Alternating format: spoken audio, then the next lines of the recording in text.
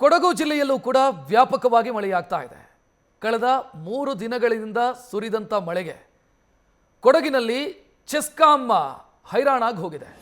CESCOM ಅಂತಂದ್ರೆ ಇಂಧನ ಇಲಾಖೆ ಅಂದ್ರೆ ವಿದ್ಯುತ್ ಇಲಾಖೆ 3 ದಿನ ಮಳೆ ಸುರಿದಿದೆ. ಗಾಳಿಗೆ 765ಕ್ಕೂ ಹೆಚ್ಚು ವಿದ್ಯುತ್ ಕಂಬಗಳಿಗೆ ಹಾನಿಯಾಗಿದೆ. ಕೊಡಗು ಜಿಲ್ಲೆಯಾದ್ಯಂತ 765ಕ್ಕೂ ಹೆಚ್ಚು ವಿದ್ಯುತ್ ಕಂಬ ಮುರಿದಿದೆ. ಮರ ಬಿದ್ದು ಭಾರೀ ಗಾಳಿಯಿಂದಾಗಿ ಕಂಬಗಳು ಮುರಿದು ಬಿದ್ದಿದ್ದಾವೆ. ವಾಪಸ್ಸು ಕನೆಕ್ಷನ್ ಕೊಡೋದಕ್ಕೆ, ಸಂಪರ್ಕ ಕಲ್ಪಿಸೋದಕ್ಕೆ ಚೆಸ್ಕಾಂ ಹರಸಾಹಸ ಪಡ್ತಾ ಇದೆ.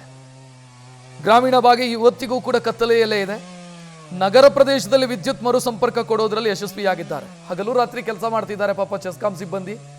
ಆದರೆ ದೊಡ್ಡ ಪ್ರಮಾಣದಲ್ಲಿ ಸಮಸ್ಯೆಗಳಾಗಿರೋದ್ರಿಂದ ಮತ್ತೆ ವಿದ್ಯುತ್ ಸಂಪರ್ಕ ಕೊಡೋದಕ್ಕೆ ಸಮಸ್ಯೆಗಳಾಗ್ತಾ ಇದ್ದಾವೆ. ಇನ್ನು ಕೊಡಗಿನಂತ ಜಿಲ್ಲೆ ಹೆಂಗೆ ಅಂತಂದ್ರೆ ಭೌಗೋಳಿಕವಾಗಿ ಕೊಡಗು ಕೂಡ ಮಳೆ ಬಂದರೆ ದೊಡ್ಡ ರೀತಿಯ ಸಮಸ್ಯೆಯನ್ನು ಅನುಭವಿಸುತ್ತೆ.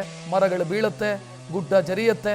ಸೊ ಇಂಥದ್ದೆಲ್ಲ ಸಮಸ್ಯೆಯ ಮಧ್ಯೆಯೂ ಕೂಡ ಚೆಸ್ಕಾಂ ಸಿಬ್ಬಂದಿ ಕೆಲಸ ಮಾಡ್ತಾ ಇದ್ದಾರೆ. ನೋಡ್ತಾ ಇದ್ದೀರಿ, ಮರ ಒಂದು ಬಿದ್ದಿದೆ.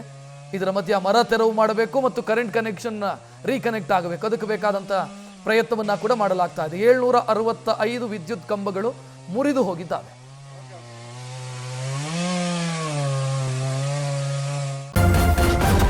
ನ್ಯೂಸ್ ಫಸ್ಟ್ ನಿರ್ಭೀತಿಯಿಂದ ನಿಮ್ಮ ಪರವಾಗಿ.